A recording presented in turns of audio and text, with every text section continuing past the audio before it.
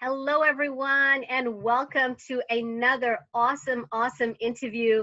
My name is Fatima Omar Khamissa. I'm the creative founder of Platinum Publishing and Million Stars Academy Coaching School, where we empower women to take their past, their pain, their skills, their wisdom, and their history and turn it into purpose, power, and profit.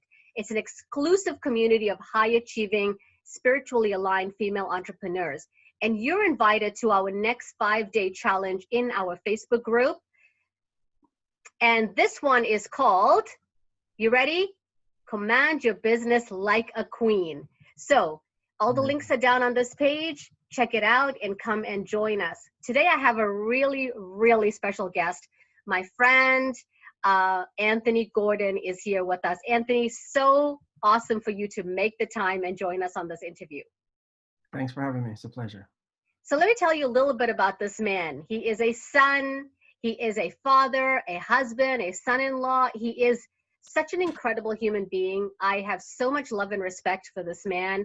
He's a lawyer.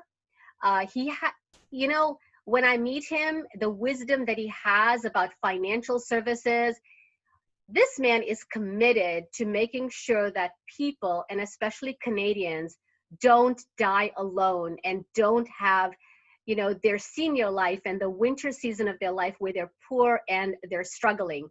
He is also the co-founder of FiduSure Financial with his beautiful wife, Edith Kerneman, which also you heard the video with her.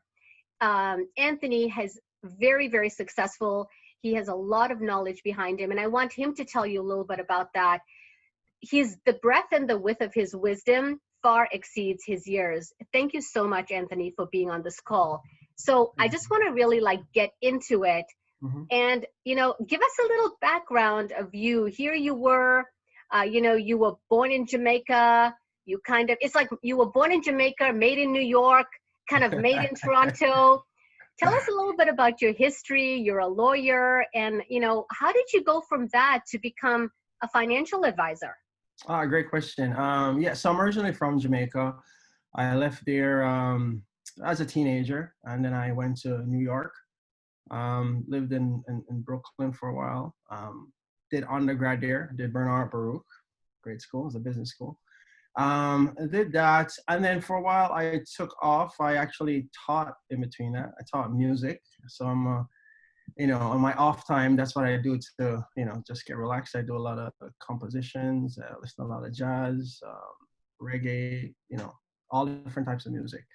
And so after that, what I did was I wanted to either being a professor in sociology, or I wanted to become a lawyer. So I actually went back. I did because I didn't have all the credits for sociology. I ended up getting a sociology degree, which was great because what it did was it really opened my eyes to society and just some of the things that we struggle with and ways in which we could solve those problems. But I ended up being law school because I took both the GRE and the LSAT. And on the day of the GRE, I guess this is faith. I woke up late, and by the time I got there, it was just too late. And I already did the LSAT, and so I ended up doing law school. So I ended up going to law school, and after law school, I took a really strong interest, probably for my second year, in taxation law. And why taxation law? Because I always had the desire for really understanding finances and understanding a way that you could create and build wealth. And at the time in law school, I was the closest thing to it. And so I took a bunch of tax courses, and after finishing law school, I decided to go do a master's in taxation law. I did that at University of Florida. Did that for a year. A lot of specialty was in estate planning. And what I got from that was there are many ways for us, as taxpayers, to lower that tax bill every year. And there are a lot of ways where you could structure your estate such that you could leave a legacy behind. So that really opened my eyes to that. So this was, at this time I was in the States, did a lot in the States. Then I came here in Canada, And I came in Canada because my wife were, back and forth, met her in New York. We had a long distance relationship for a while. And then I came to Canada. When I came to Canada, it was quite difficult to get into a tax position. And so I just at the time said, you know what, let's just article and start to practice law. And then, if the opportunity presents itself, then I'll get into tax law. So I ended up doing a bunch of contractual work, then got into commercial corporate law. Did that for several years. And then, I went back to my first love, which is really how to create wealth, how to help people better themselves from a financial standpoint. And so I started to look at what avenues I could do that. And it wasn't necessarily practicing tax law at that point. I saw that it was more along the lines of personal finances. And so I got into, decided to become an advisor and did that for many years. And to the point where we eventually started a FiduSure. And so that's kind of like a long, short form of how I eventually got to where I am today, where I'm a financial advisor, helping families, create wealth and maximize the wealth and building a legacy. I love it. Thank you so much. Even I learned a couple of things in there, and I thought I knew you a little bit. But God has an amazing way of closing doors to point you into a different direction that's actually better for you. You just don't know. Absolutely. Now, when you think about a financial advisor and the work that you do today, Mm-hmm. what makes you different? I mean, there is a financial advisor on every corner, okay?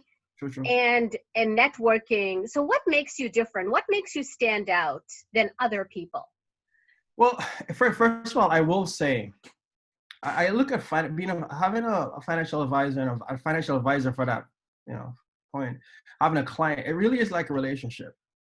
And I really do think that just because somebody is an advisor doesn't necessarily mean that you're a perfect advisor for you. I really do believe that, there are certain advisors that cater to who you are and where you're going, what your goals are. A bit of my history with, practicing law, I have a lot of the cases, not cases, because I wasn't into litigation, even though I articled and did that for a while.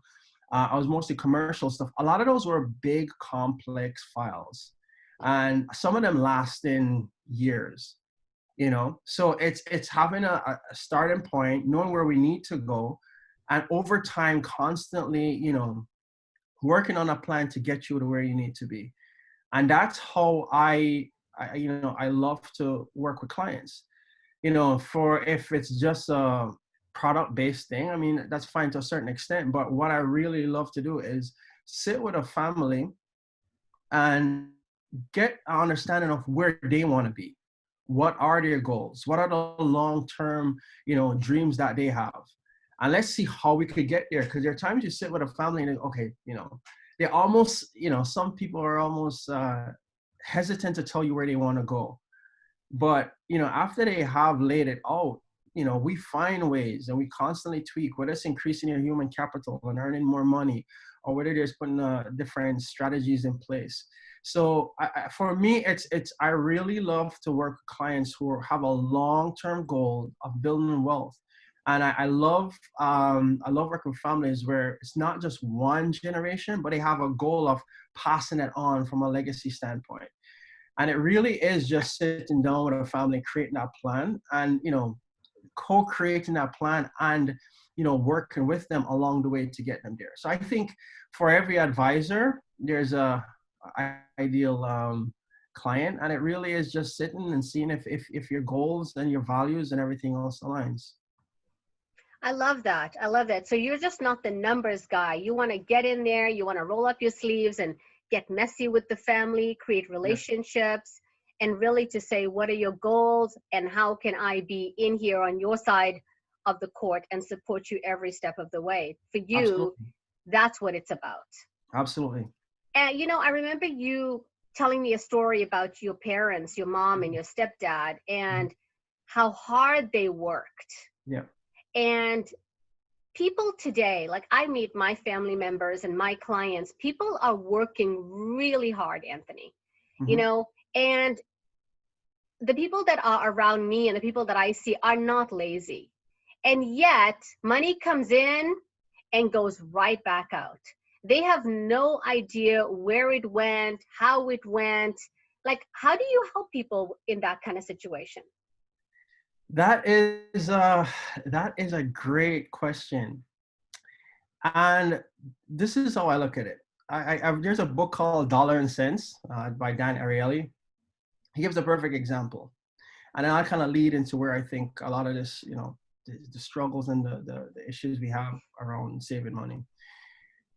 If you're going, the example in the book is if you're going to a concert, you paid $100 for a concert ticket and you drive in and for whatever reason, the ticket say blows through the window, ticket's gone. You pull up to the gate, you got to buy another ticket. So you spent $100 on this ticket, but then, okay, you got to spend another $100. You're pissed because you feel like, man, I just spent $200 on what should have been, $100 concert, right?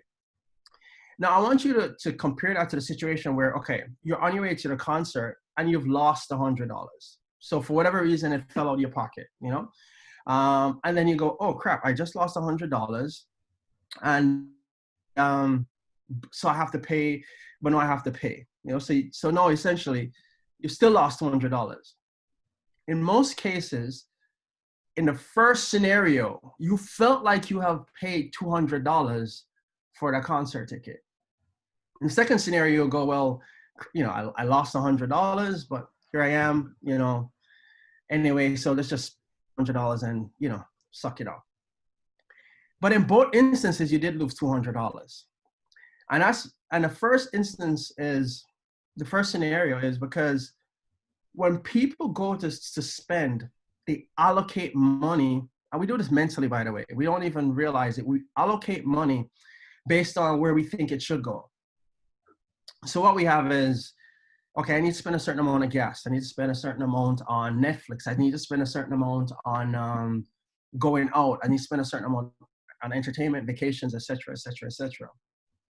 And if you think about any big business establishment, when you allocate a certain amount of funds, by December 29th, if you haven't spent all of it, somehow you find a way to spend it. And that's exactly what happens to a lot of us when we mentally account for the money that needs to be spent for different things. So we'll say, okay, entertainment, I work hard, I need to go out. So what we do, we spend and allocate mentally in all these different things. I have to have Netflix, I have to have Crave, I have to have, all these different things.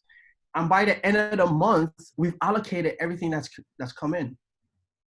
What would be a better suggestion is this: have two accounts. You have discretionary, you have a non-discretionary. The non-discretionary are things that you just have to pay for. You have to pay for, these day and age, electricity, you have to pay for gas, things that you just have to, your mortgage, your rent. But then a lot of the other stuff that we spend on are discretionary things. And those discretionary things, we typically don't see the opportunity cost in spending. For instance, if somebody goes to spend to buy a car, do they stop and think, when I purchase this car, what am I giving up? No. When I purchase this car, they go, well, I'm going to buy this car. And if they say they spend get a lease, the lease is $800 versus they're looking at it, well, instead of this lease, I could get a lower, more, maybe not as posh car, but I'll spend $600 for it. Okay.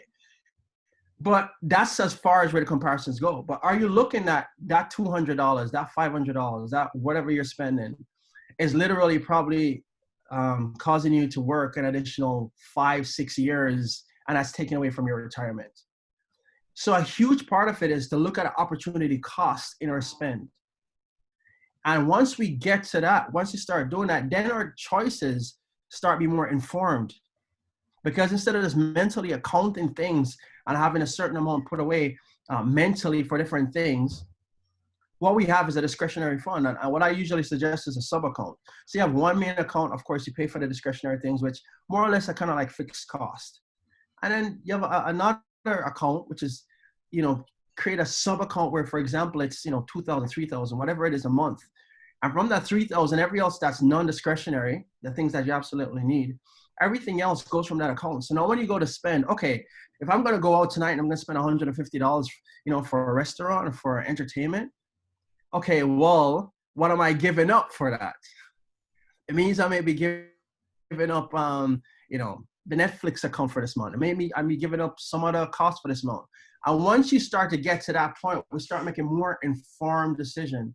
It informs the observer we are and how we spend. And so what happens is we are set in default mode oftentimes, and we have these mental accountants for all these expenses. And so no wonder we get up each month and we spend the same amount, because we're almost on pilot. Exactly. Yeah. We're on co-pilot. So that generally, that's where I see the challenges. It's a budgeting challenge. And when I sit with clients, we try to come up with ways to, you know, to at least make informed decisions. That's so amazing. Do you have parents who come to you and say, listen, can you come and talk to my kids? Can you come and teach my kids? Because I don't want to be teaching them the same old. Like, how do parents handle that kind of situation? Or do you have classes, or what happens with the children? That's a great, you know, when I just started out, a lot of my clients were younger, and you know, the longer you're in the business, over time, I start to have a wider range of clients. And a lot of my clients now actually are retirees and even just older clients. And that is a question I get asked all the time. And the way I look at it is, I like to think of this as, when I sit with a client, I use what's considered a CFO model. This is spoken about by Mo Milvesky in a book called Are You a Stock or You're a Bond? I got this concept from a man called Daniel Collison, and it really stuck with me. And it kind of summarized what I sort of been doing, but it kind of put a label on it. And essentially what it is I always encourage families to look at themselves, you know, like a business. And what that means is, you know, it shifts the context from, okay, just personal finances and we get to retirement and let's do some insurance and let's do some budgeting. It's more like, it's okay, as a business, where do we want to go? Where, you know, how are we going to grow? You know, what are our profits this month? You know, what's the value? What's the net worth of our business? You know, so when you take on that context, you know, first you as parents, you take that on. It's a conversation that you can then have with your kids, and, you know, start helping them with just basic financial stuff. Not just talking about it. Exactly, because now you're talking about, okay, this is what we want to do as a family, as a business. This is how we want to put things. This is what we want to create. This is what we want to leave. You know, it's from a business. Think about it as an organization. If you have a small business, and you see this all the time, by the way, with families with small businesses.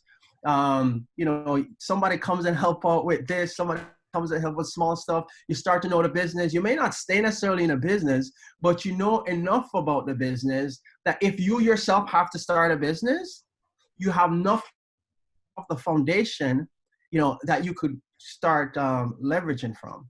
You know, so a huge part of that is you take on a context, you take on ownership as individuals, and looking at your business as if you're the CEO. And where the advisor comes in is the advisor is the CFO.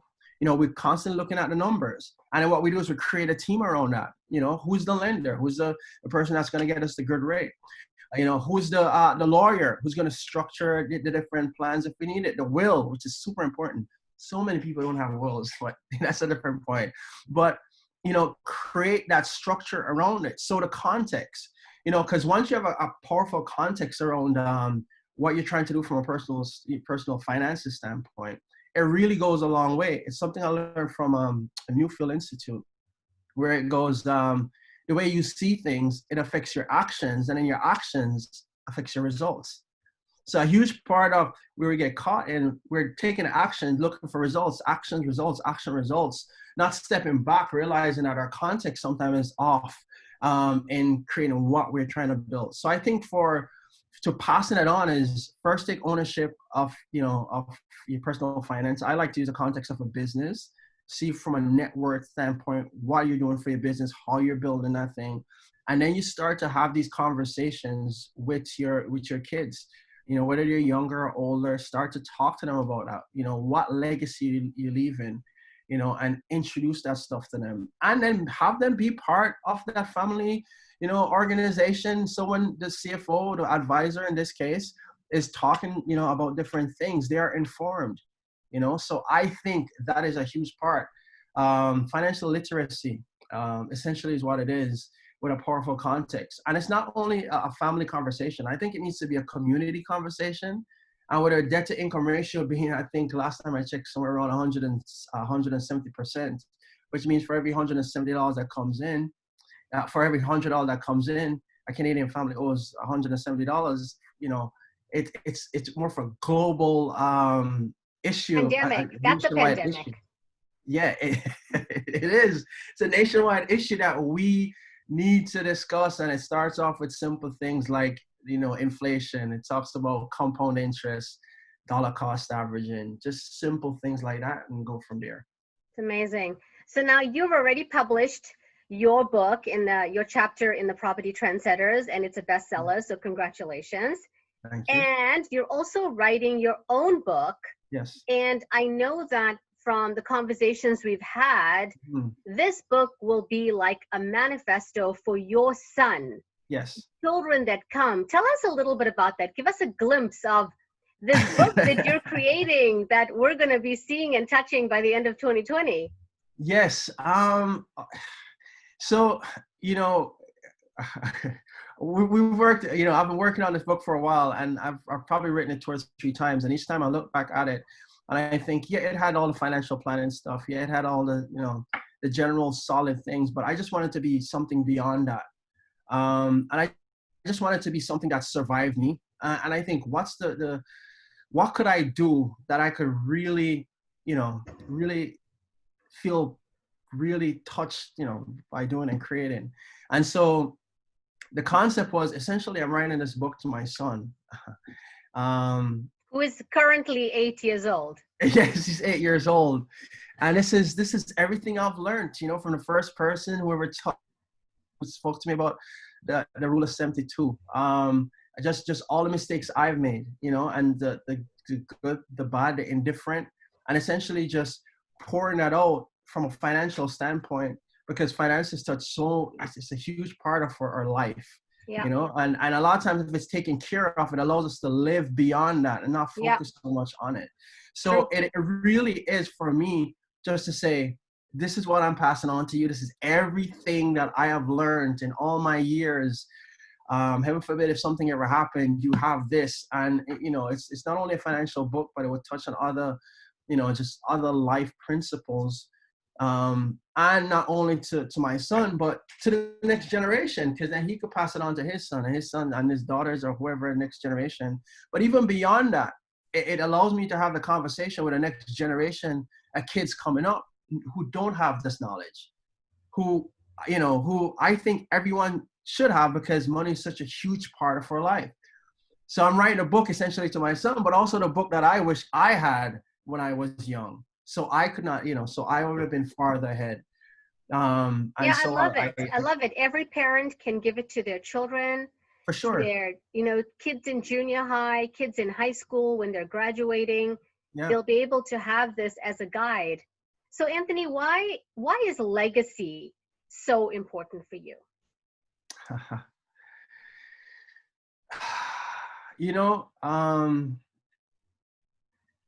It's huge, and I think it's even become more it's more of a deal for me, because even just recently I lost my grandfather. I'm very sorry to hear that. Thank you.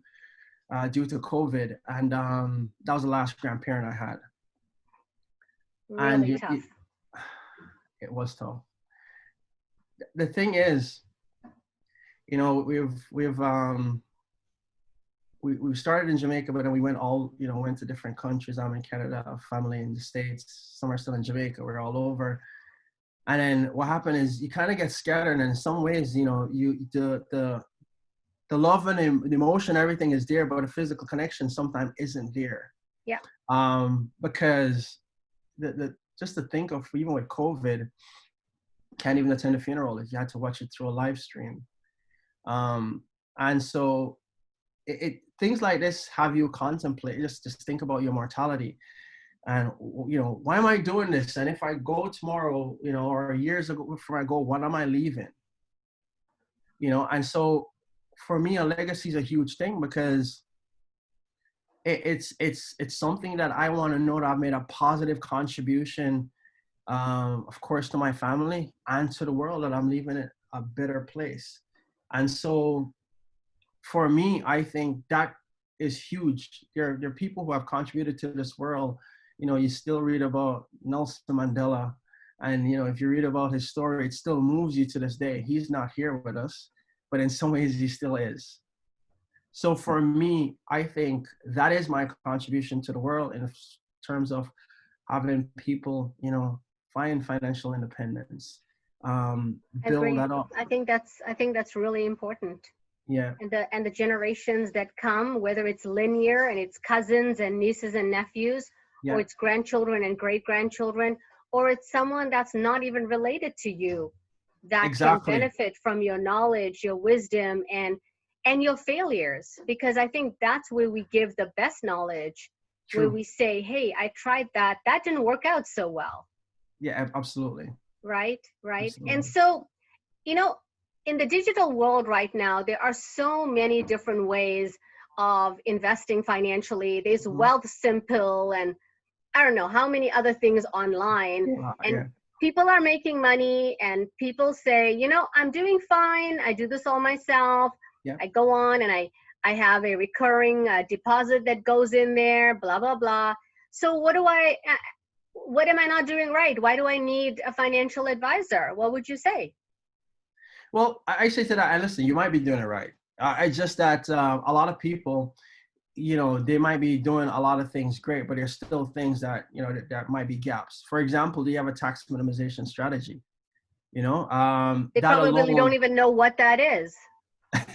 Exactly.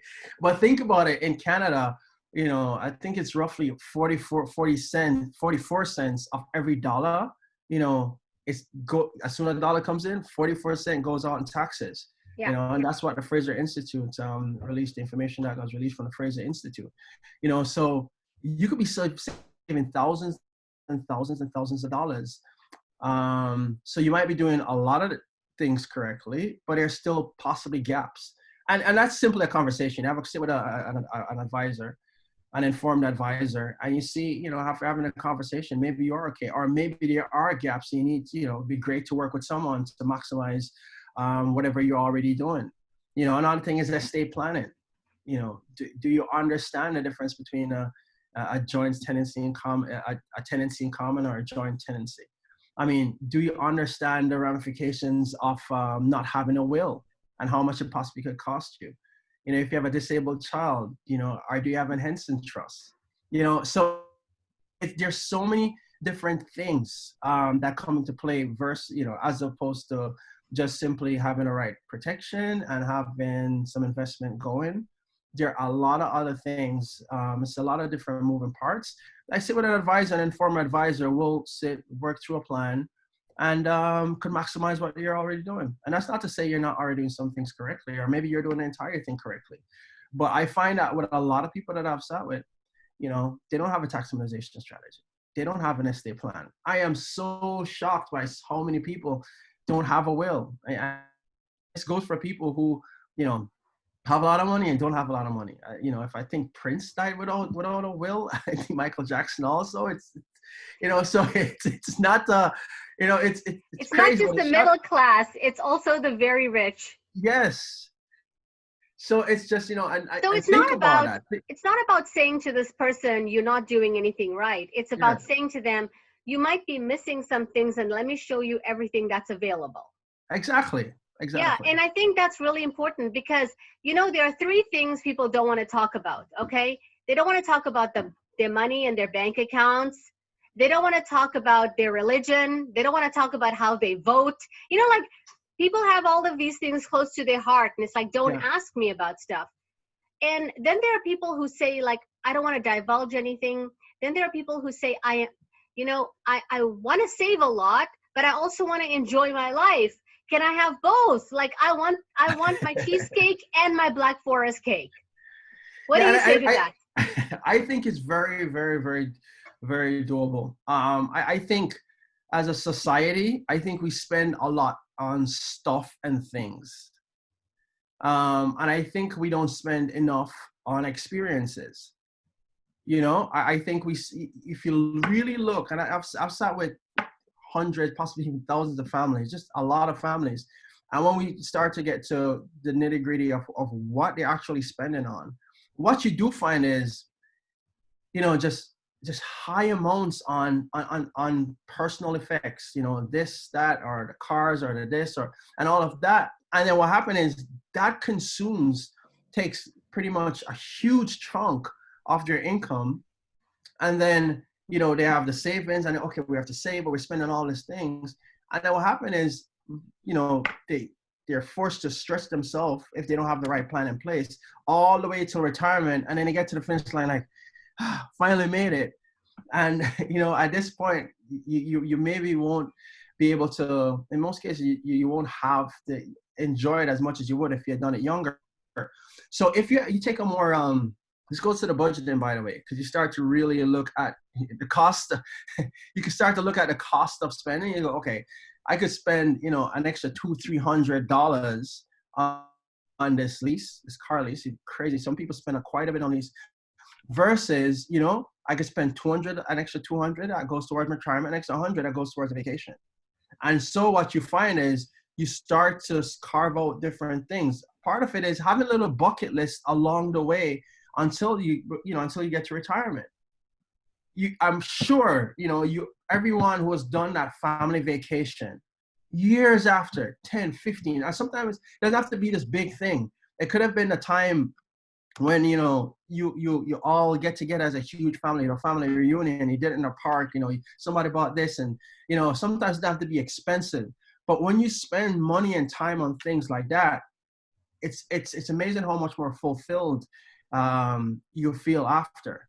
So that's a huge part too, because when you start to look at opportunity cost of what you're spending on, you start to make different and more informed decisions. And so when you spend more on experiences, and this is my assessment, by the way, you might, everyone has different goals, but this is just based on what I've seen and based on my own life experiences, that when you spend it on experiences and you spend time and you create these different things, and you have these little, pit stops along the way to find a retirement, these pit stops where you enjoy life and you plan for that and you budget for it and you do it, you have that to look back on, 10, 20, 30 years from now. And you say, oh man, remember that time when we did this, when we spent on this, versus, oh man, I remember I bought this nice pants, shirt, or whatever personal effect you have. And I'm not saying not to get nice things. I'm just saying that at the end, when you look back, you tend to remember the experiences more. And I think they do shape who you are as an individual. And I think they also do shape families and, families a lot better than just buying a lot of stuff. I So agree. a huge part. Facebook reminded me today of a trip I took with my youngest to London. And it was like, it just brought me right back, sitting on that plane with him and going on the London Eye. And Yeah, yeah, it just was like instantly take me back there. And it's one of my fondest memories. for So sure. I agree with you 100%. And I also agree, like, the materialistic stuff and the amount of stuff that we buy, we can actually take that money and put it aside. I know. And you're also like teaching us about good habits. Like, you don't actually need to buy these things, and Well, get the two bank accounts and create some kind of savings, because you yeah. just never know when you're going to need it. And that's as much as, and that's a beautiful thing, because a non-discretionary thing, by the way, a non-discretionary thing that you have to spend on every month is, paying yourself first. Yes. You have to, so a lot of times we go, oh, we have to pay, yeah, we have to do this. but we're not putting aside something for an emergency fund. We're not putting aside something for retirement. We spend on everything and then we go, oh, if we have something left over, or we wait till the end of the year, we get a bonus, we take part of that and put towards it, then out of, we spend on whatever. But a non-discretionary thing should be paying yourself first. So true. It is so true. I know that. I mean, we're recording this, and this is going to be my last question for you. You and Edith, your wife, taught me about a savings account, or a rainy day account or whatever. And I started this a couple of years ago. Yeah. And I remember when this whole quarantine COVID thing started. And my children really went through a period of fear. And because in their history, I mean, I'm a mom who, ran away from $1 million home, got on welfare, and money has been an issue for us in the past. And when I started noticing my kids were having anxiety and weren't dealing with it, and we got to the bottom of it, one of them said, but do we have enough money? Right? And it was like, let me tell you how much money we have. Let me tell you, if I don't get one single penny from a client, or I don't get a new client or anything, we've got enough for food, all of the expenses plus more for a minimum of 3 months. Amazing. And their whole demeanor just changed. And by the way, what you just did, you just taught them without actually saying, okay, kids, you need to put away for a rainy day. Yeah. They will remember that. During COVID, when we had we were worried about not having enough put away. I remember when my mom, sat us down and told us that she had enough put away. That with itself is a lesson. Yeah. So I learned that from you. Thank you. Yeah. So yeah, you know your stuff. Your stuff. But thank you so much, Anthony. I really, really appreciate your time to come on the video series, and congratulations on the book one more time. Viewers, on this page, you're going to find all Anthony's information, his social media links, his email, and find him, work with him. He's an incredible resource. And in the meantime, go to our Facebook group, the Tribe of Spiritual Entrepreneurs. We're getting our 5-day challenge on July 6th. Command your business like a queen. 5 days to achieving client attraction and breakthrough profits. Thank you, Anthony. Again, it was so great. Appreciate it. We have to do this again sometime soon. Absolutely.